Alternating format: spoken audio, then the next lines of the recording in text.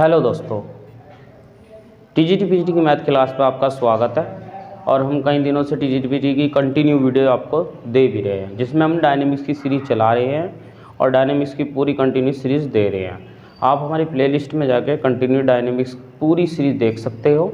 और उसके अंदर हमने जो है फुल बुक करा दी है, फुल बुक करा भी रहे हैं। कुछ क्वेश्चन हो गए हैं, कुछ बच रहे हैं, जो बच रहे हैं उन्हें हम करा रहे हैं। और हमारे चैनल को लाइक और सब्सक्राइब जरूर करें ताकि हमको मोटिवेशन मिलता रहे। देखिए, हम अगला क्वेश्चन जो है हमारे पास वो है स्वतंत्र रूप से गिरता हुआ कोई पिंड। नेक्स्ट क्वेश्चन है स्वतंत्रता पूर्वक गिरता हुआ कोई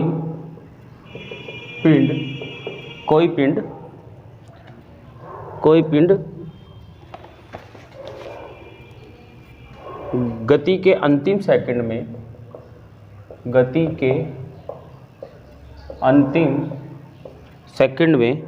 और अंतिम से पहले सेकंड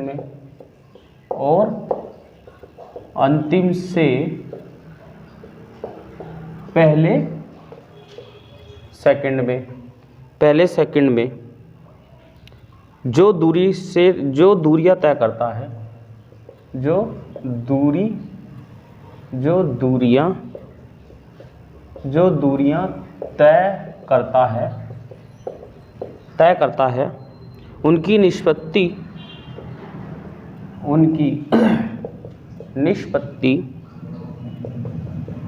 3:2 है। ज्ञात करो पिंड किस ऊंचाई से गिराया गया। ज्ञात करो पिंड किस ऊंचाई से गिराया गया पृथ्वी पर पहुंचने पर उसका वेग क्या होगा। पृथ्वी पर पहुंचने पर उसका वेग क्या होगा।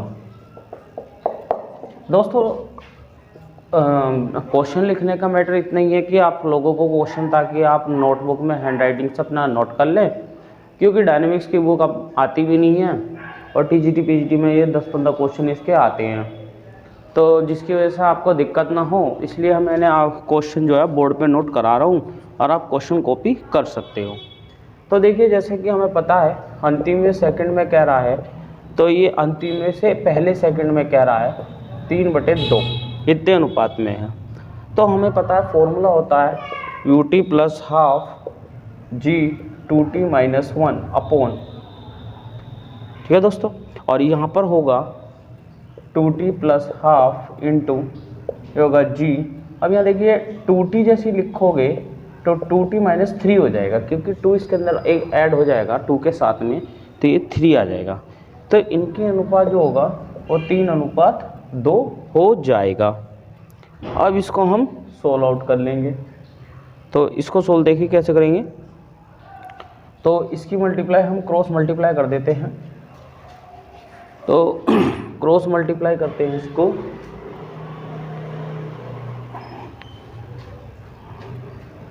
तो ये आ जाएगा 2t 2/g इंटू 2t - 1 बराबर ये आ जाएगा 2t हो जाएगा 3/2 इंटू 2t - 3। ठीक है दोस्तों, अब इसको सोल्व कर लेंगे बस। तो इसको जो सोल्व करके आप सोल्व कर लेना कैलकुलेशन में, तो इसको जो सोल्व करके आएगा वो 7/2 सेकेंड आएगा, 7/2 सेकेंड आएगा। ठीक है, तो वो कह रहा है किस ऊंचाई पर मतलब किस ऊंचाई से गिराया गया। तो किस ऊंचाई से पूछ रहा है, तो हम इसकी हाइट निकाल लेंगे। हाइट निकालने का फॉर्मूला हमें को पता है ut + 1/2 इंटू GT² होता है। t हमारे पास पता है, प्रारंभिक वेग 0 है, 1/2 इंटू t हमारे पास कितना आ जाएगा 7/2 का होल स्क्वायर, तो आ जाएगा 49/4g यानी कि 8 यानी कि h इतनी ऊंचाई पर होगा। ठीक है, तो अब यहाँ पर उसने पूछा है कि उसका प्रारंभिक वेग यानी कि उसका वेग कितना होगा। तो वेग निकालने के लिए v² + 2gh आ जाएगा। तो u हमारा अगर 0 है प्लस 2g, h कितना आएगा, h आएगा हमको पता है 49/8 × g आ जाएगा। ये v² हो जाएगा 2g से नहीं g से g नहीं कटेगा, ये आ जाएगा 24 से, तो आ जाएगा g² 49/4 इतने g। तो हमारे पास v आ जाएगा 7/2g। तो इसका जो वेग आएगा 7/2g मीटर प्रति सेकंड आ जाएगा। ठीक है दोस्तों, g का वैल्यू रख के आप कैलकुलेट भी कर सकते हो, और इस एग्ज़ाम में आप लोग प्रैक्टिस करके जाओगे तो अच्छी खासी आपको हेल्प मिल जाएगी। क्वेश्चन क्योंकि यही आने वाले हैं, क्योंकि यही घूम फिर के यही आते रहते हैं क्वेश्चन टीजीटी पीजीटी में। देखिए क्वेश्चन नंबर नेक्स्ट है, यदि दो पिंड भूमि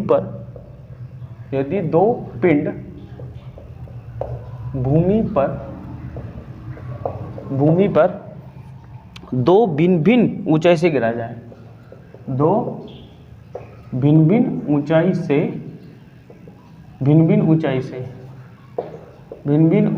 से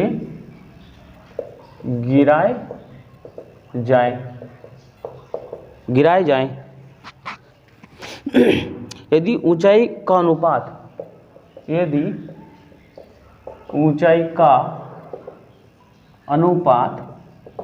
H1:H2 हो तो सिद्ध करो कि भूमि तक पहुंचने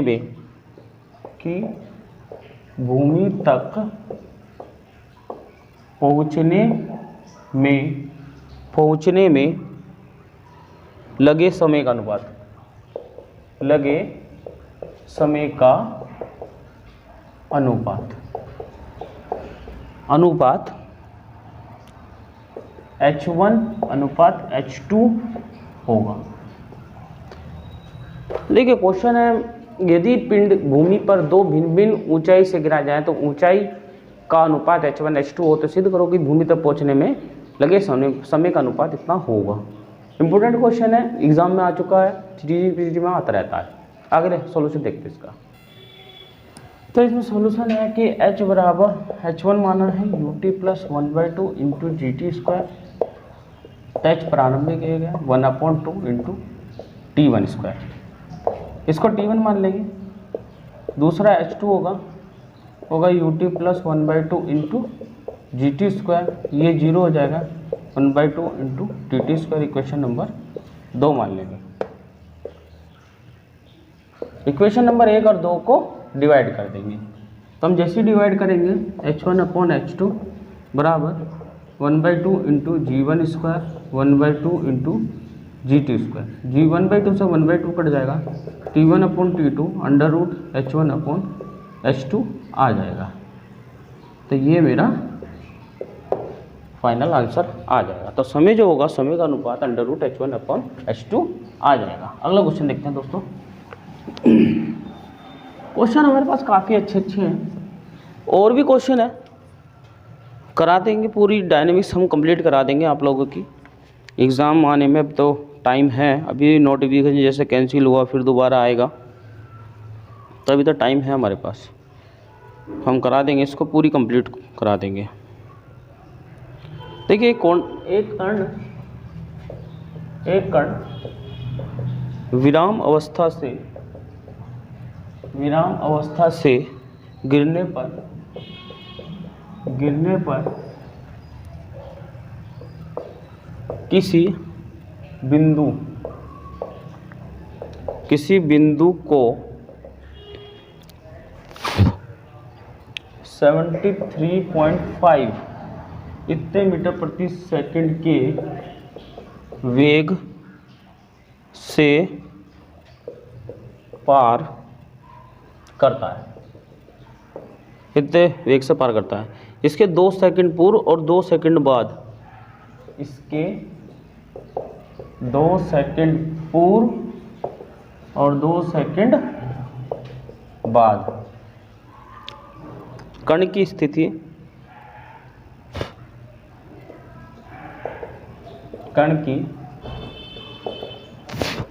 स्थिति निरक्षीय बिंदु से कहाँ होगी? कण की स्थिति निरीक्षक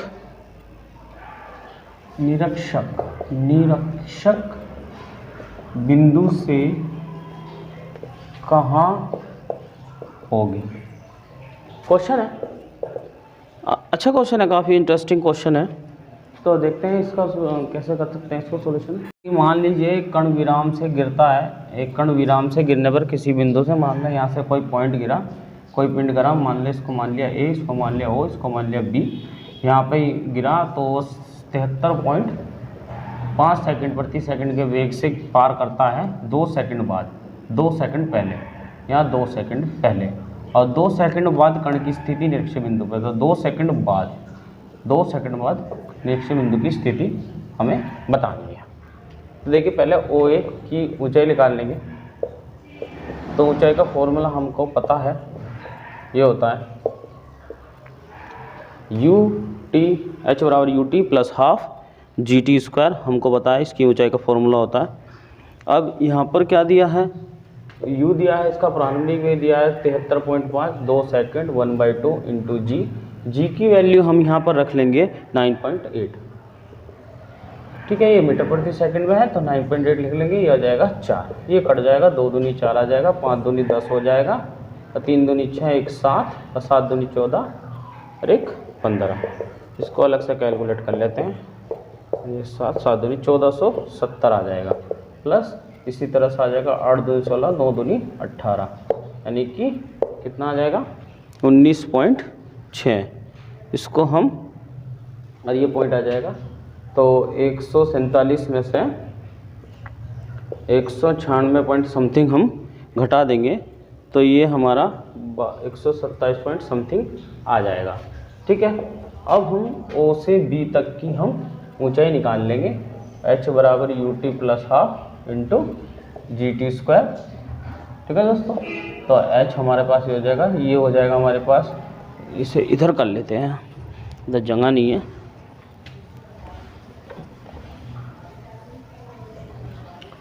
तो हमारे पास जो है h बराबर U T plus half into G T square हो जाएगा, तो हो जाएगा 73.5 इंटू 2 प्लस 1/2 इंटू जी 9.8 इंटू 4। तो हमारे पास इतनी क्या हो जाएगी, ओ से बी तक की ऊंचाई आ जाएगी। इसको भी सोल्व कर लेंगे, लेकिन इसको हम जोड़ लेंगे, क्योंकि जब ग्रेविटेशन फोर्स होगा तो जुड़ जाए, ये नीचे आएगा यहाँ से लेके यहाँ तक, तो ये हो जाएगा, उसको हमने घटाया था, इसको हम जोड़ देंगे। तो पिछले वाले क्वेश्चन में शायद हमने घटा दिया, वो यानी जोड़ दिया, चलो देख लेना, वो घटाना था वैसे।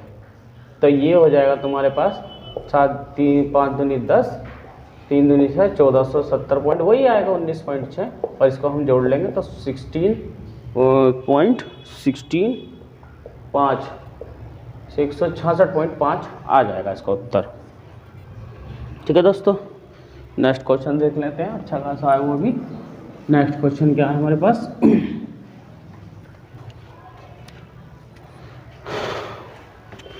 नेक्स्ट क्वेश्चन है ऊर्ध्वाधर ऊपर फेंकने के समय से, ऊर्ध्वाधर ऊपर फेंकने के समय से 2 सेकंड और 5 सेकंड बाद, 2 सेकंड व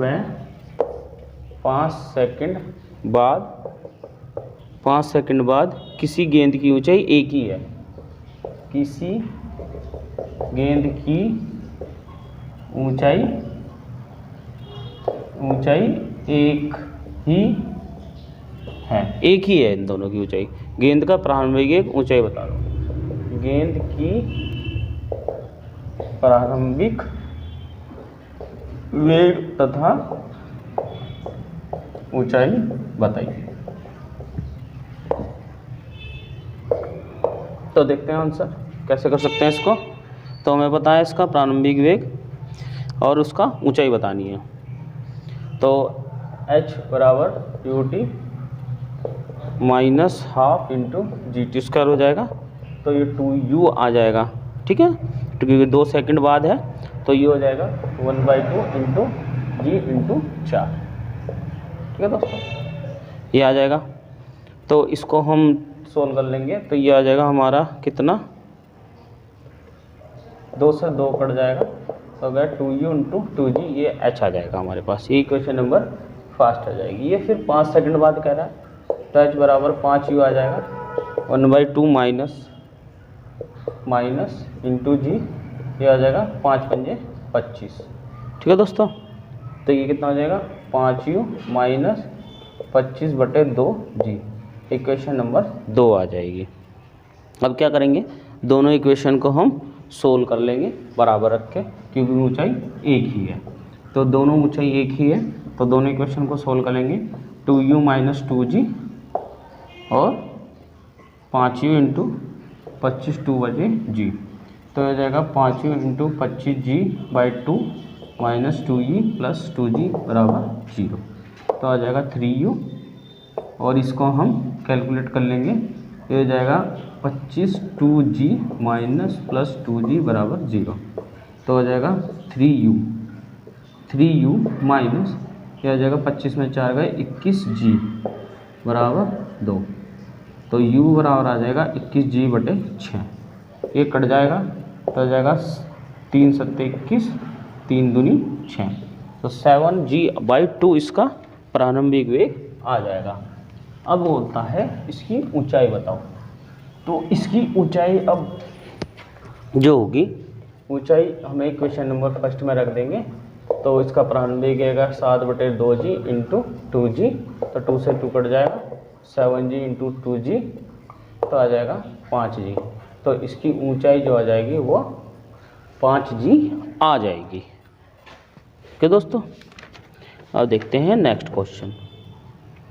नेक्स्ट क्वेश्चन इम्पोर्टेंट है थोड़ा सा, कई बार आया भी है ये क्वेश्चन, इसमें देख लेते हैं।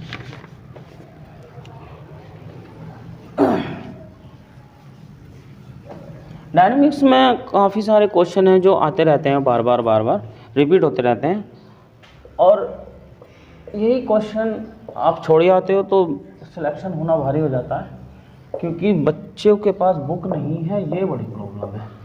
किसी मीनार की चोटी से कोई कण गिराया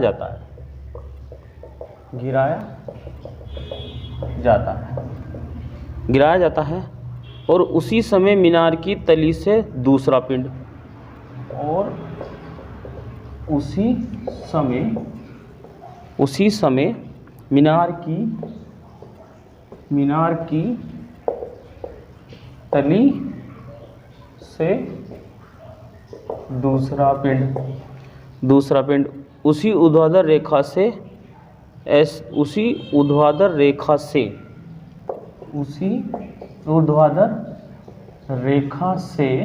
ऊर्ध्वाधर का मतलब ऊपर की ओर, निशान लगा दिया है, ऊपर की ओर ऊर्ध्वाधर रेखा से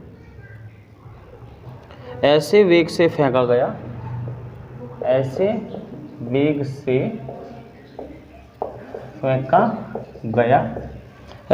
फेंका गया जो उसके मीनार की ऊंचाई तक पहुंचने के लिए पर्याप्त है। मीनार की ऊंचाई तक पहुंचने के लिए